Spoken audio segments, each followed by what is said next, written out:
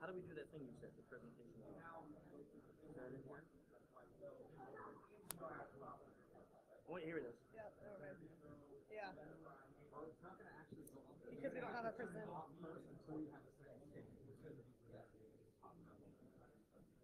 Okay. I was like, I don't know. Hey, your Leonard, can you computer. turn that on?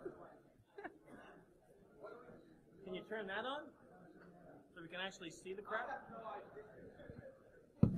Well, I mean, we can see it, but like we've been staring at it, and all these nice people might want to see it. All these people that came in here want to see it. Make sure y'all speak to the microphone too. We will. We will double mic it. But then, oh, okay, sure. Oh, this is the way we're going to do it. No, come back.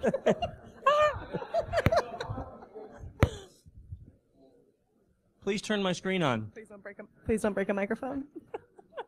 Please. But you're sitting at the controls. There is no one else in this room that will have control of this. Who else That's could we get unnecessary. that has control? I'm sorry I'm making an unnecessary request, but I would like them to see what we can see. Cool. So we're going to get extra time, right? We're going to get the time that we were owed, though, at least an hour, right? Can I get this in your eye from here? I mean, I'll just keep talking. So, anyone here miss the Hyatt? Try that one again. Is it? Oh, hey, it's in presenter view. No, I don't know. Or mirrored screen.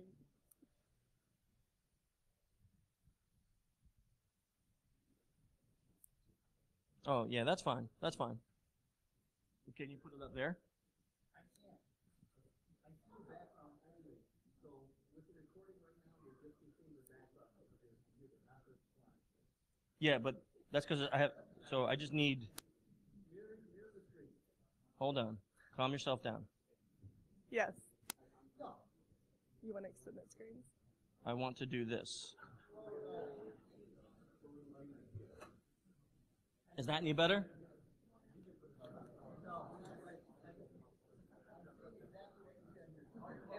How about that? How about that? We get what you're saying.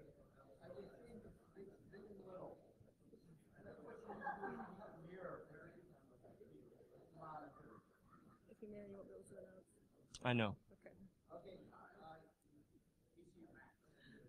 PC, but now it is. It's mirrored. And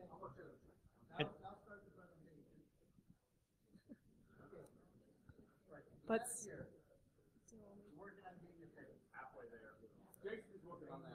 so we can see it and he can see it, but you all are screwed.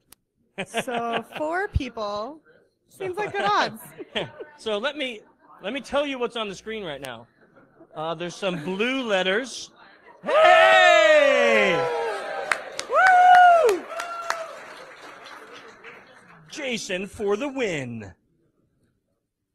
Okay, start talking really fast because we've lost 3 minutes. Nah, we're going to just take the time. Okay, so if I do this, bad things occur. I was listening to Ryan. They're Wait, flipped. hang on. How do I flip it? Ah, there we are. Hang on. Oh. Woo! Okay. Now how do I shut this one down? No, I don't want to pause it. I want... calm down. No, I don't want to do that. Nope. Yes.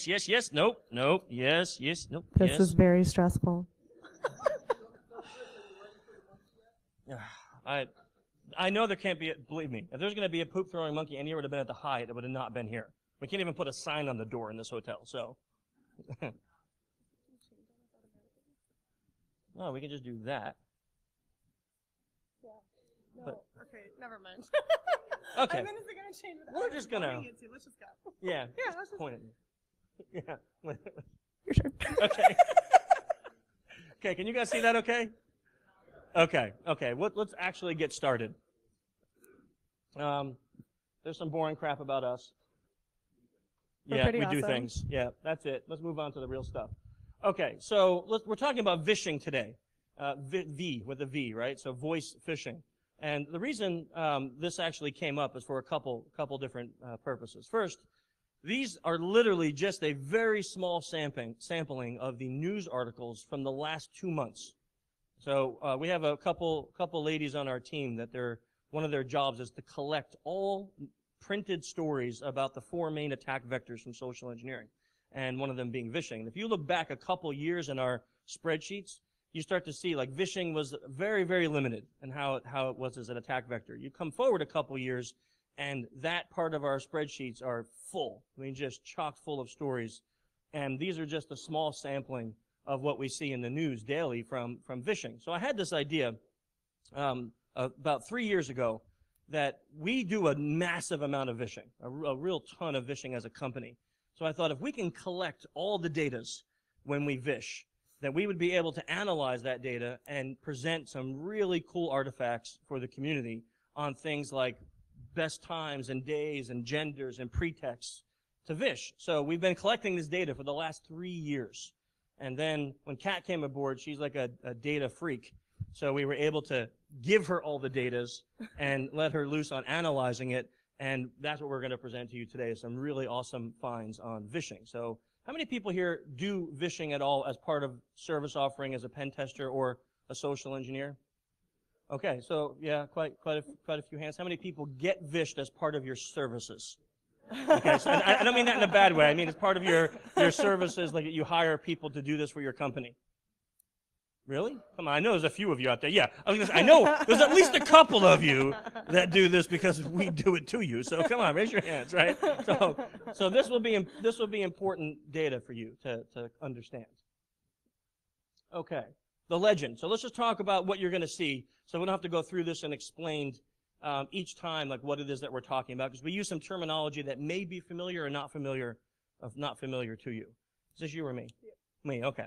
So the data, that's obvious. We already talked about that. A flag is the tidbit of information that we're looking for. So kind of like the SECTF, if you've ever seen it, the flag is the thing that we're looking to obtain from the target that makes a compromise. So what does the client tell us that equals a compromise? That's a flag. Then the compromise is that we were able to obtain that data. So every client has a different thing, right? Sometimes it's 1 flag, sometimes it's 2, sometimes it's 5, sometimes it's a series of flags. But the client helps us to see what a compromise would be, and then we were able to elicit that information out. A shutdown is just the opposite, right? So the client, the target on the phone, stopped us from eliciting that information from them by any means. So we don't classify it like they could have hung up on us, they could have caught us, they could have said, I don't like this, I'm going to report this to my manager. Whatever it is, we count that as a shutdown. Voicemail is another data statistic that we collect. So we call you, you don't answer. It's security through voicemail. Seems to be something that's common today. Callback is we actually get a live human on the phone, and they say to us, hey, I can't talk to you right now. Can you call me back in an hour? Can you call me back tomorrow? That happens often too. And then error is we were given a number by the client to try to vish, and the number errored out. So it actually rang to a wrong company, a wrong person, or it just didn't exist anymore. Okay, so that's the legend of the data you're going to see us present today. So we've been collecting this. There's a question. You cannot hear. Was this better? Is that better or no? Yeah, okay, I'm sorry. I had the mic too far away. If I lean in and get really cozy, can you hear me? Or we can even bend this so you don't have to lean in. Well, no, I'm still really tall. Oh, yeah. Okay. Forgot about that height thing. Yeah, so I'm going to do this nice lean here. Yeah, thanks. You're welcome. So we've only been collecting this data for the last 3 years, and in those 3 years, we've made an incredible number of calls. And that total comes to 20,144 total calls in only 3 years, which is pretty batty. We like to vish. Yes, we do. So of those calls, as we pointed out, a lot of them go to voicemail. It does tend to be some people's default strategy, though I do not recommend it because often your voicemail contains really important things about you and your role in your company. But of those 20,000 calls, we have connected to people in 5,690 of them. So those are completed calls. Those are the compromises, the shutdowns, as well as the callbacks. So when we look at just as kind of visualize it a little bit, the difference between the compromise and the shutdown. So we have an average, this is in our company, of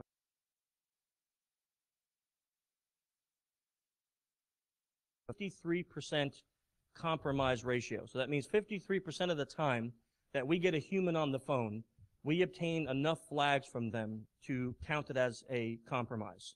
And then obviously the other is 45% being that they shut us down. So they stop us from obtaining any flags that would be counted as a compromise. And then you'll notice if you do the math, it's a little bit off, and that's that little tiny bar in the bottom where we have 1.67% people that call back. What happens with them? If we call them back and they shut us down or we compromise them, then they go into the other statistics. But if we never get to call them back, or if we call them back and they end up into a voicemail or something, then it does alter that. But that's just to take a look at some of the stats there. So knowing that, over the last 3 years, we have collected 3,017 total compromises. 3,000. Yeah. By the way, I'm really happy that all of these numbers wound up breaking, at the thousands. I was very stressed that we wouldn't get over. Yeah, that's a pretty great number. It is. That's me. Okay, that's of the total 5,690 calls. And on those compromising calls, we have obtained, in one call, you can obtain more than one flag, which can be seen in the SECTF competition most evidently. And so on those 3,000 compromises, we have collected a total of 8,685 flags. And that can be a huge range of flags. It can be, and usually they're defined by the client. So it can be anything from your manager's name, anything that can be used to infiltrate the company, telling us your email address, and now we know the domain as well as the construct. So those flags are very, very valuable. However, some flags often are more valuable than others. Sorry. So we were really curious what the frequency was that we obtained highly sensitive information. And highly sensitive information are things like your login credentials, so your username and password combinations, your social security numbers, information on your clients, especially if you're a large healthcare or financial institution. Those are extremely valuable data points. We've even gone so far as to get answers to security questions, as well as what are your security questions. So okay, keep going. Okay. So the percent of compromises that include social security numbers is 15%, which is a really high number for people to be like, yeah, it's cool, I'll tell you my social. On the phone. Yeah, I have a very friendly voice. For internal projects, we're almost at 10%, and so that can be, disclosing extremely sensitive client names. And then security questions and answers to security questions and passwords wind up being a more niche scenario of engagements, and so those numbers are a little bit lower. But we do have striking success when asking for, just tell me, what are your security questions? Moving on. Okay. Yes. I'm sorry? Yeah, photos are fine. Oh, is this me? This is you. This is me. This is you. Sorry. Sorry. Pat was doing such a good job. I was like enamored. I was like, yeah, teach me something. I'm learning. Please, go on. Okay, so we wanted to, one of the things that was interesting to me was to see if there was a way to rate which month was the best for us or the worst for us as Vishers. And if the time of the month or anything about the month can indicate what was the weakest. You could see, there's one month really, really bad. What is that, March? That one March? Yeah, March. And then if we go back over, it's like, what is it? I can't really see the line. So what is it? Oh, yeah. Yeah, the other 7%, it's like January, right? So we're looking at the winter and early spring months seem to be lower for us. Now, there's a lot of things. We just want to indicate.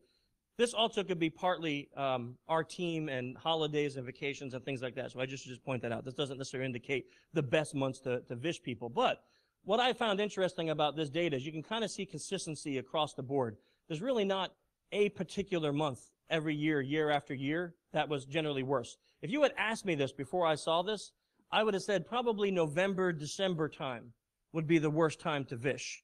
Right? Would anyone else have thought the same? That people take holidays, they're gone for Thanksgiving, they're gone for Christmas, but we see that that's really not always the case. But we definitely can see that these, the summer months seem to be pretty consistent in their statistics. And yet every summer there's one month that drops a little bit lower, and that month is August. Can anybody guess why that month drops lower? Nope. I heard it over here. What is it? Yeah. DEF CON. So we all go to DEF CON and we live in hell for 11 days. And so no vishing occurs. Yeah, I mean, we're not making any phone calls to clients while at DEF CON. And for those of you who are clients, you should be happy that that is the case. So vishing drops statistically. That's why I was saying before that, this is analyzing vishing data from our team. So just to understand why some of those dips may occur. Oh, I went the wrong way. Okay, now, one of the other things I wanted to see from the data is if we could look at the pretext that we choose. So the pretext being the act that we're putting on. Who are we saying that we are when we call the target company? So we usually have a very big blend of pretext, which you can kind of see these on here. And if you've ever seen the SECTF, you can also know that a lot of these get used during the SECTF at times. So this is represented by the size of the bubble. Which ones were the most successful. You can kind of see training, facilities, lost address, and HR being really good. IT right behind it, right? So we can kind of see some of the weakest ones: impersonating a person or conference. And this always makes me laugh: security awareness.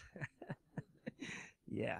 Okay. So what I found interesting, though, for me personally, is that the training pretext. Because how many of you in corporations love it when you're told you have mandatory training?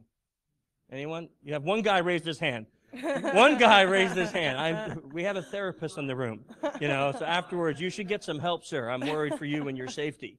But it always fascinates me. The training pretext actually ended up being pretty strong as far as the pretext goes. So really, really interesting to me to see that in data. So a lot of our pretexts can kind of fall under an underarching family of pretexts. As IT, you can call us internal IT, you can call us external IT, your computer could have crashed, or maybe we just need to update some software. So there are a variety of options, like sub-themes, within specific pretexts. So here we've broken down those pretexts from HR, IT, and impersonation, as those are higher echelons or higher categories of pretext. Echelon, I fancy know, word. I let it slip. I'm so sorry. I'm going to have my pinky out when I you hate say you. that. It's a higher echelon. Speak to us about the echelons. These overarching themes can be broken down into sub-themes that are really interesting. And so you can see under HR, the most successful one is open enrollment for us, and it is 100% successful. We were able to elicit a flag every single time we use the open enrollment 100%. pretext, which is really scary. Yes. Because every company has one of those seasons. And then looking in between these, so I'm not going to go through all of these. It would take too long. Yeah. Yeah. But it's very, very interesting. And then on the IT side, you have this great response to updates. A lot of people don't want to have to deal with that, or you call and maybe you're like, oh, hey, we pushed mandatory updates. Your computer had a problem. Let's talk about that. Yeah. So the update one is also really useful during pen testing. We have compromised whole companies using vishing by using that pretext. Actually telling them that there's a mandatory update, we want to help them, but they're like, I don't see it. Well, why don't you give us your user credentials and then we can help you do the update.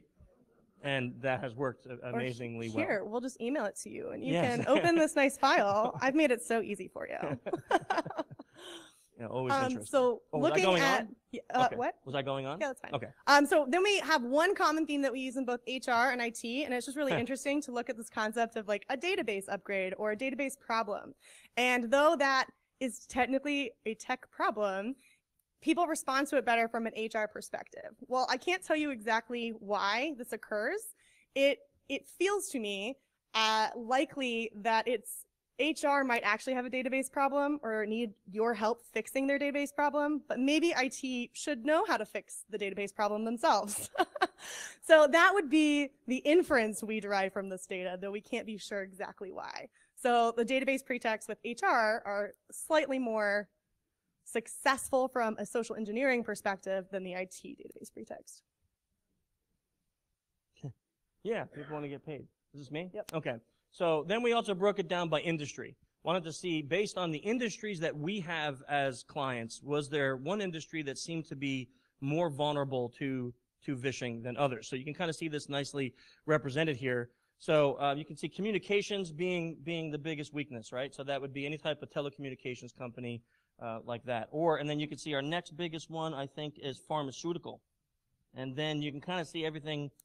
Oh, no, it's healthcare and then pharmaceutical. Sorry, I can't really see it. So healthcare and then pharmaceutical. I won't go through each one of them. You can kind of see that represented. But what I do find interesting is when you go through healthcare, pharmaceutical, retail, and food processing, they're all basically right in the same range as of vulnerability. And this statistic is based on our success at compromising them based on that industry. Just an asterisk to reiterate, in no way would we endorse saying like all communication companies have a 79% compromise ratio. The bias in this specific slide is that this does come from our clients, and so I wouldn't quote these as a blanket statement about the entire industry, just a note. Listen to her. That was a really good asterisk for adding that, yes. We're not saying all communications companies stink. Yes, no. They might. We're also not saying they don't. Hold the mic up. Sorry, I'm being yelled at. Is that better? Back room? I'm so sorry. Okay, now this one, I love talking about this one, right? So now we're talking about genders. Now, is anyone here shocked? Do we hear any, women are better? No? No hands? No hands? No hands? Yeah. So not a huge shock to me either, having run this company for almost a decade and having both male and female vishers on teams to see that women are not just a little bit better than us guys, but they are substantially better at this job. But here's the part that fascinated me about this data. So you see in the middle, we have the gender of the caller, so female, male, but then on the left-hand side, you see gender of target. And what I found interesting is that females were better, stronger at compromising in both genders. See, I would have guessed that females were definitely better at compromising men, but females are better at compromising men and women. So just all around better. So here's a secret. All of you companies out there, stop hiring women because I'll do it. I'll take all the women, okay, because we need them all in our company. So I will hire all the women. Any women looking for a job, talk to me. We need vishers, right? This is great data to see on that. Now, let's see. We have another one on this. Quick second asterisk. Yes, sorry, asterisk. No, you're fine. We definitely respect that not everybody identifies as binary, but in this specific case, we used data that we know to be true. So just to end trackable. Thank you. You're good at these asterisks. Thanks. I've spent a lot of time with this data yes. set. So now we also want to take a look at the compromise by gender based on our pretext, right? So the pretext that Kat broke out from the previous one, and we got to see that, and I really can't read it from this angle, so I can't see the word. So a fellow employee, right? You look at that. Women, 100% successful at fellow employee versus men being 43%. Isn't that interesting to me, right? So some dude calls you and says, hey, I'm Paul from IT, and they're like, screw you. Some woman calls and says, hey, I'm Paulette from IT. Oh, here's my social, you know? What? Come on, seriously? It's exactly I did the same exact thing, easy. You know? Come on, so unfair. Okay, so the only one, guys, we have a tiny victory. The only one that we win at is the suckiest pretext of all times, and that's conference. So if you go back to that slide, you can see that the conference pretext is like the lowest, but we win at it by a whopping 12%. So not a very big win. Okay, but you can see across the board, there's a couple that are close, right? Look at that one, the IT pretext. Now this fascinates me, by the way, the IT pretext, because as much as we want to say that we've grown, come on, this year's kind of proven, we still have a lot of gender bias, don't we? I mean, we really don't treat women properly in the workplace. So I would have definitely thought that the I pretext would have dominated when a man, when a man does it. Not the case. Women are still 53% successful at compromises and using the IT pretext versus us 48%.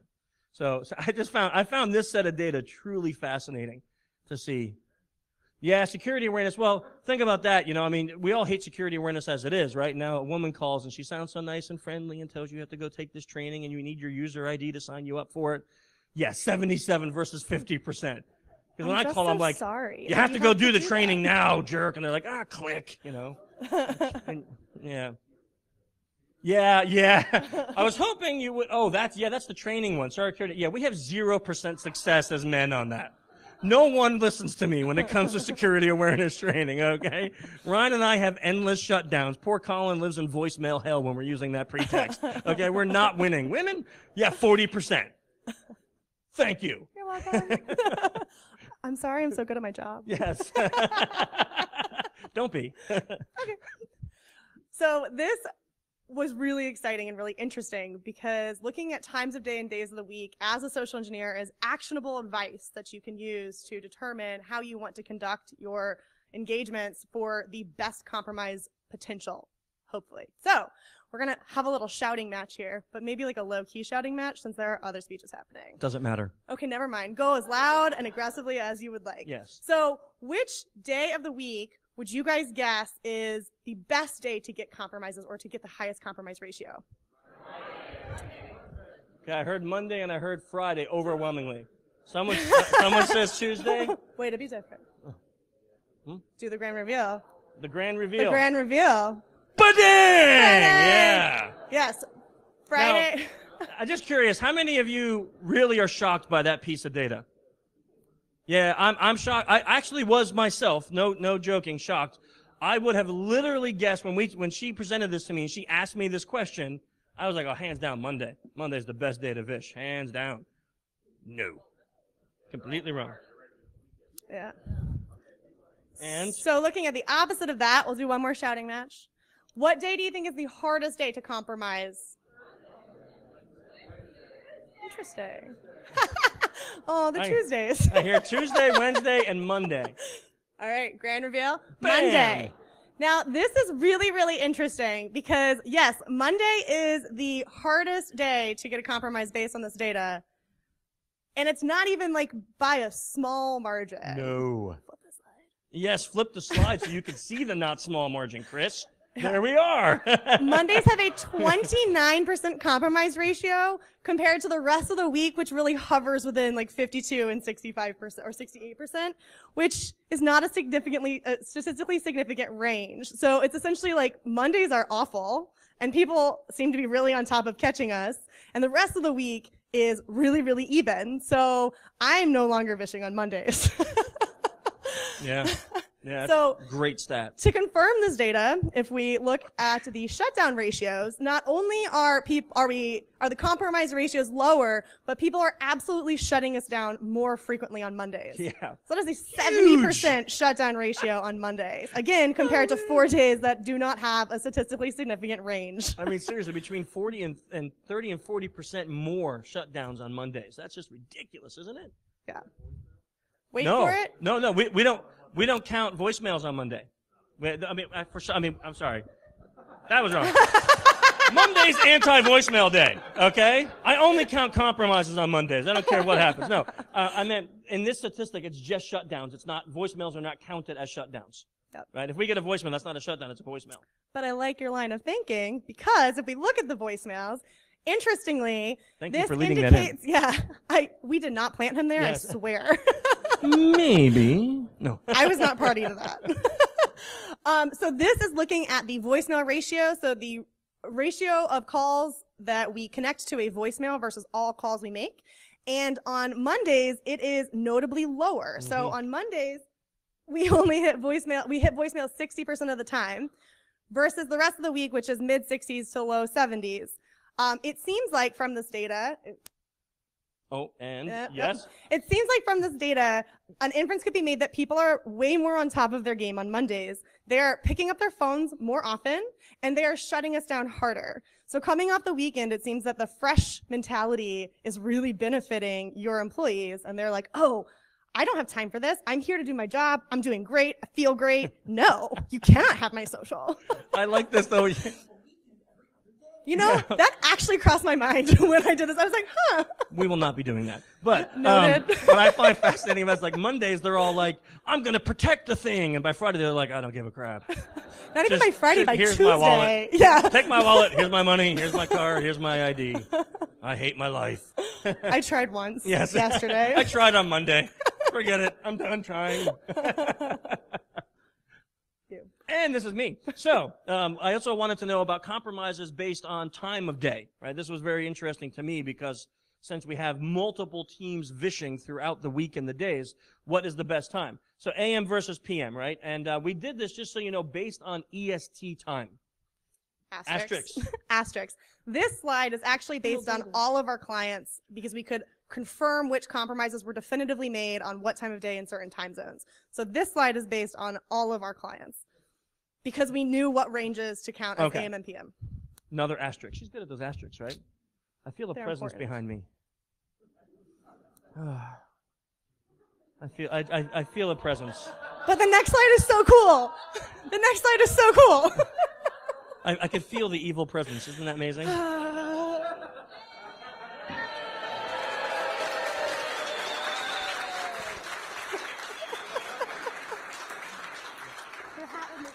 Your hat is really cool. Thanks. Now I'm Derby official. It's actually very hot. Temperature-wise, temperature heat. Oh, wait. Oh, yeah. Shoot. Rats.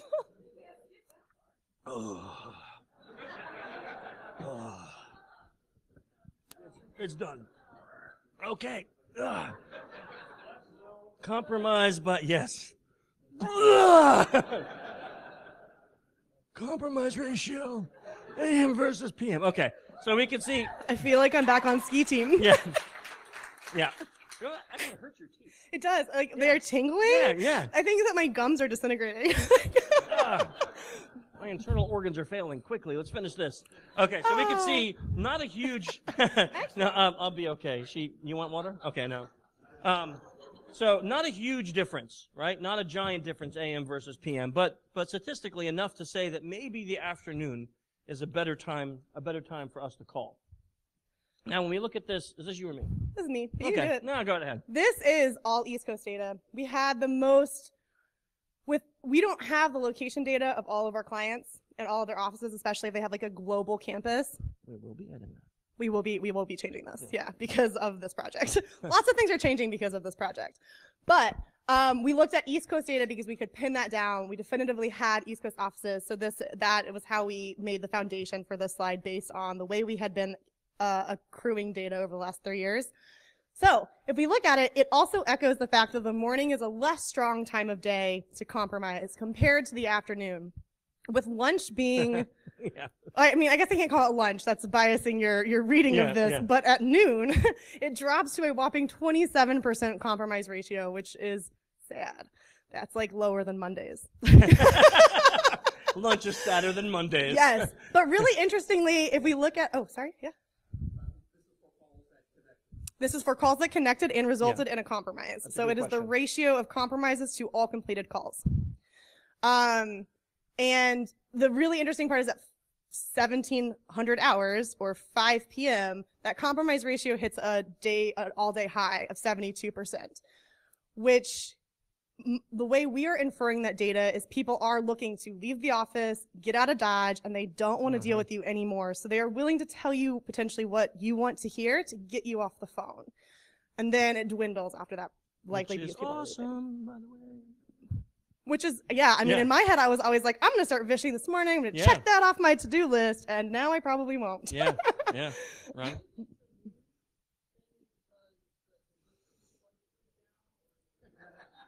Actually, I don't think that's the case because a lot of my fishing team are not East Coast people. Yeah. So they are Mountain Time or PST time throughout the 3 years. We had some Hawaii time throughout the 3 years of data. So we had fishing going on so that some of these noon calls would have been 9 a.m. the Vishers time, not the target's time. Yeah, this is based on the recipient's time because they're the behavior that we're measuring. Yeah. But I have thought about that because it would be interesting to see. Yes, sir. The question was, do we know offhand what noon on Monday looks like? We did not get that granular this time. I will be more comfortable going more granularly in a future year when we redo how we collect some of our data from the clients. We are changing a lot of things because this project's pretty exciting, don't you think? Okay, so what did we learn from this year so far, or this 3 years so far? Here's a few things that we picked out that we learned. Okay, so getting uber-sensitive flags, not difficult. And, you know, I don't know, I just like maybe get an honest response if you can. How many of you really think getting a social security number is hard? Raise your hand if you think it is hard. Yeah, so this is the normal response. And honestly, before I did it the first time, I would have also thought it is very difficult to do. But the right pretext allows you to get the most sensitive flags on earth. Crazy. It's crazy. When people start reading off their date of birth, social, I got invited to a dude's daughter's wedding right after he gave me his user credentials and allowed me to log into his machine while he was watching and control it. I didn't. After that call, I went and prayed and took a shower because I felt really dirty. This poor guy loved me. I also fixed his printer problem that he had for 3 months that IT refused to help fix. So, thank you. I helped him. It was just a driver issue. That's all it was. So I fixed it, and he was so happy that I fixed it that he invited me to his daughter's wedding that weekend. Getting sensitive flags, to me at least, has one of the craziest internal feelings. Like, you didn't expect the person. I mean, I didn't expect to be able to get those before I started this role, quite frankly. And the first time it happened, my blood ran cold, and I felt like I was winning, but at the same time, like, why are you doing this? Yeah. Like, what is happening? And I was getting Stop shaky. talking to me. And after I hung up, I was like, I'm gonna go take like a 20-minute run. Because like, I have some feelings I'm not quite sure how to channel. And a lot of questions about humanity. I just drink a lot of whiskey. Yeah. That sounds more fun. It helps. Okay, what else did we learn? Healthcare, wellness, badges, and updates are the best themes, right? So people are, especially in this country, we're very interested in our healthcare. So open enrollment times, they just seem to win all the time. Using updates as a theme, which means your computer needs some updates. We're here to help. Unbelievable winning at that. Yes. Oh, yes. Okay. So the question was, as a Canadian, what is open enrollment? So I think there's a. It's now known as a terrible season where your information might be at greater risk. It is a social engineer's best friend. That's what it is. Okay. No, but actually, it's. Oh, you do not really know what it is? Yeah. Oh, you were actually asking. Yeah, she was actually asking. Please. I thought you were being sarcastic. And all of you people booed her. Shame on you. Shame on you. Okay. Open enrollment is a time of year where you can actually switch your healthcare plan because there's only a season where you're allowed to switch your healthcare plans. You can't just randomly do it whenever you want because, we have to pay for healthcare here, lots and lots of money. We don't get it for free. We have to pay lots of money so then we can go to the doctor and pay more money. And open enrollment is a time where we can switch to an even suckier plan that will cost us more so we can pay more. Cheaper and you might die. Yeah. Yeah, so that's what it is, and it also happens to be our best friend because when that time rolls around, we're like with all of our clients, we're going to do open enrollment this month. They're like, okay, you'll probably fail. I'm like, 100%, put cat on it. So as a Canadian SE, take that home and call your American clients. Yeah.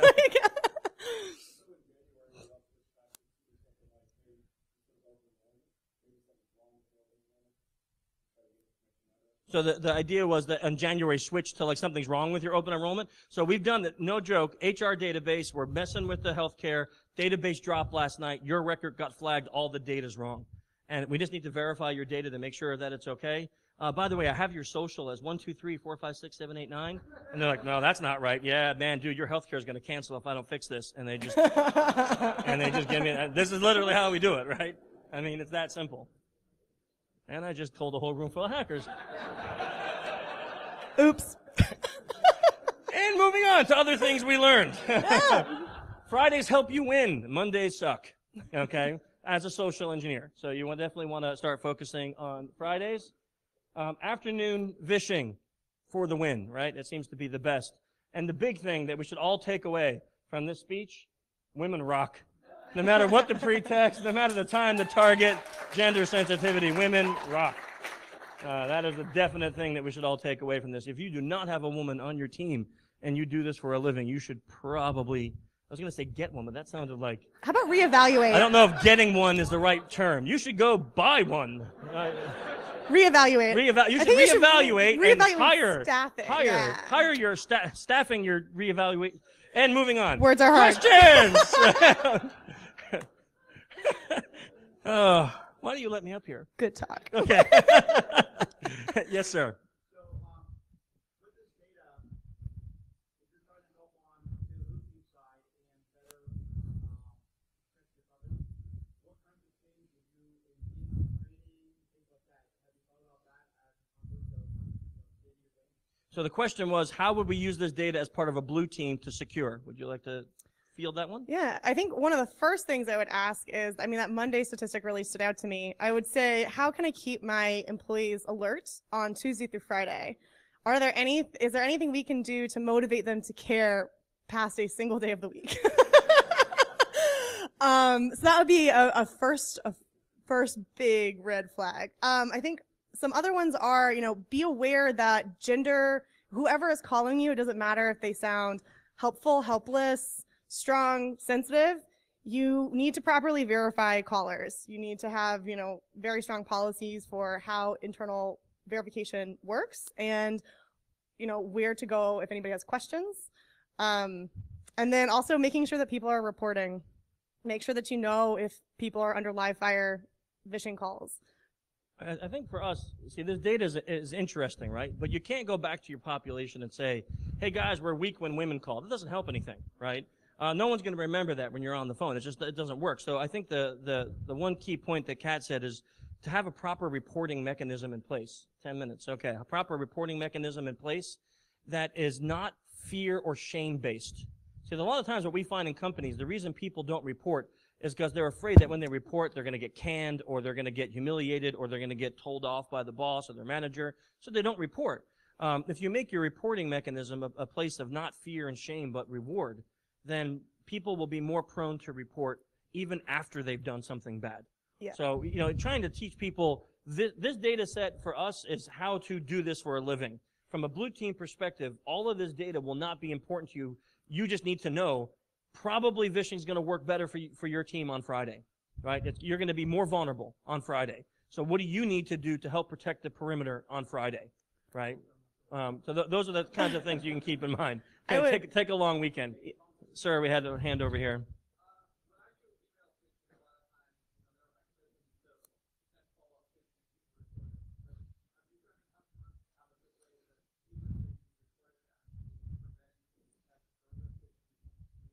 Okay, the question was, so if somebody reports it, are there mechanisms in place from some of our clients to help stop further attacks from that same thing? It's a great question. So some clients, and these would be bigger, larger, more advanced clients, can actually block a number. So the number gets reported, that number gets blocked.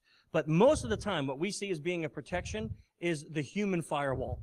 So, Kat stands up and says, some guy from Paul just called me, said he's from IT, and he's asking for a badge reset. They're trying to get my info. Now, anytime someone in the office now gets a call from anyone from IT asking for badge reset, they're like, nah, we caught you, right? Now, big tell on this. We've had this happen, not even kidding. Call the client. Client, we'd use that exact same pretext. Client calls an emergency meeting. 300 people in a conference room. We're being attacked. Someone's calling us trying to get badges saying they're from HR. Or from IT. We didn't know this meeting happened, right? We call. Woman chews us out. I just was in the meeting. I got told you're a scammer. Click. Call the next person. Hey, this is Paul from IT. Were you in that meeting we just had about the badge? And they're like, yeah, great. Okay, we're doing password resets now. I need your password real quick. And then we just started winning again, right? And we just started winning again. So it's like, you got to teach your people too that when they're shutting down an attacker, don't do it with info. Right? Don't say like, I'm telling my manager, Chris Hadnagy, all about you. Great. Hey, I'm calling on behalf of Chris Hadnagy. You know what I mean? Any info you give the attacker, we're going to turn back on you. So the education and reporting is shut down, just shut down, right? That's it. Stop talking, That would make a lot worth. Ma'am, you had your hand up. Yes.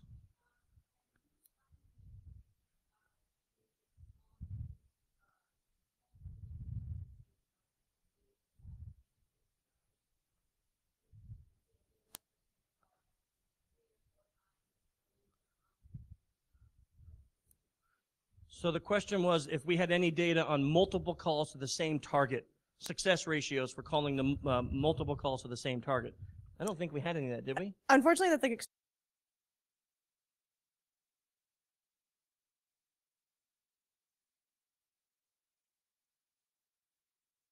extremely granular. So you would have a small enough company that we, in our contracted period, would have been able to touch a single person multiple times, whereas with some of our very large clients, you have a database of 50,000 targets.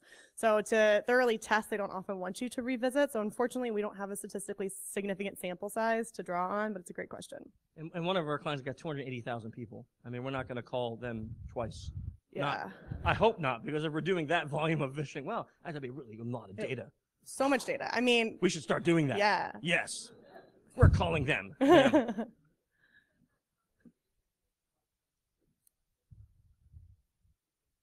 So the question was, what changes are we making for our company and ourselves based on this data? So some of the things are like, what days and times we'll ask our people to do phishing, right? That's a big one. Which pretext we'll start to use? Like we're seeing 0% on some for men, so probably not going to ask Colin to go back and do conference pretexting, right? Well, that one he wins at. It was security awareness. Oh, it was security awareness. Sorry. Yeah, that's sorry. the only one he wins at. That's the only one. Ow! I'm kidding. Ow! Colin's amazing.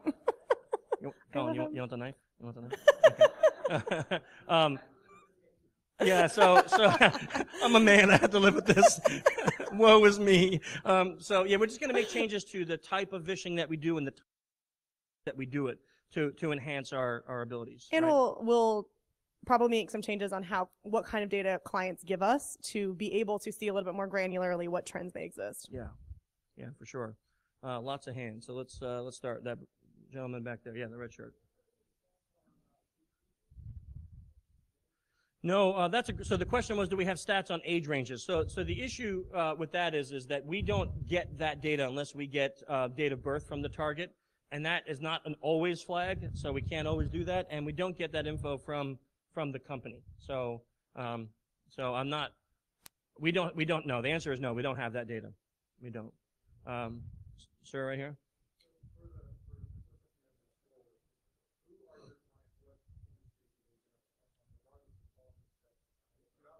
Yeah, that was It's a pretty robust higher level overview of like the types of categories of Fortune large companies we service. It's a lot of regulated industries. Yeah, that's the industries right there. Yeah.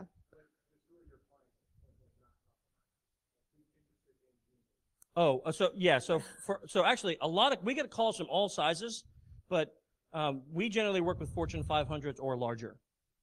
Right? Now I know there are some companies that work with the smaller companies, but we only have maybe a couple smaller clients. That's because we've been working with them for years, and I hate saying goodbye to them, so we work with them still. But most of our clients are very large organizations in these industry sets. The other thing I can't name them. I'm sorry. Yeah.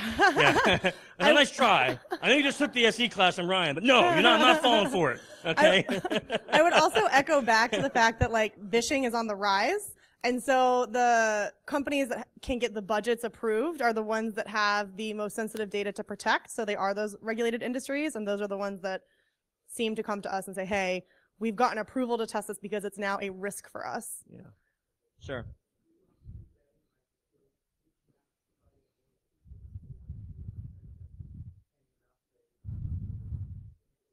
So the question was, how do we vet if we're getting fake information or not?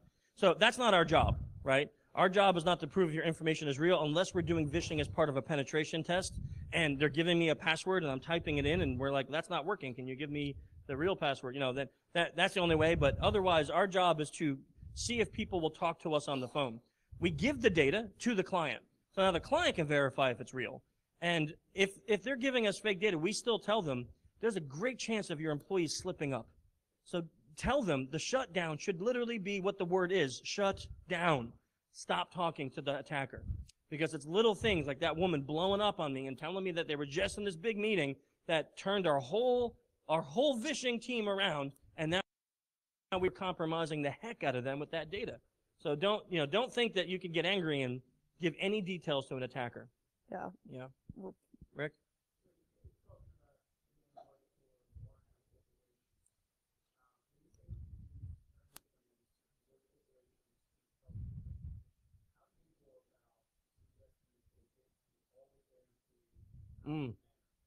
Yeah. So the question was, how do we institute training when it's to a really, really large organization? And that's a really great question that probably we don't have the time to answer, but I can give you just one little key tidbit. And for every client, it may be something different. What we try to do is not training the human to understand what vishing is important, but trying to tell them how to pick it up while you're actively on a phone call, next to impossible, right? So, unless they call and say, I'm from the IRS, we could pick that out, but people still fall for that by the billions of dollars a year. So what we tell them is come up with a policy or institute something in the company that makes moving forward impossible, right? Like, you need to have this piece of data or I can't talk to you. And that data is something not publicly found, right? And we institute that company-wide, and that stops us a larger majority of the time. It makes the company not the low-hanging fruit. I'll tell you, in the last couple of years, we bypassed two-factor auth easily. right? I mean, we've bypassed any data that can be found by OSINT. We own it. So it's you know, you can't give them some flag to stop us that is based on something that we can find, right? I think we have time for one more. Yes, sir.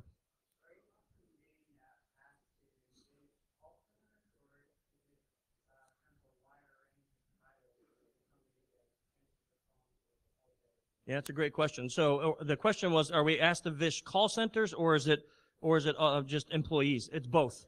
So, and I would say it's a good mix of both. Even within the same client, they'll say, hey, we want you to test this call center, but we also want you to test this group of like 1,000 employees, right? So we'll have direct dial numbers to employees and then call center numbers. Obviously, the pretexts have to be different, right? Because we can't call like we're from HR looking for that particular person in a call center. Oh, I'm so glad you picked up out of the 5,000 people. I was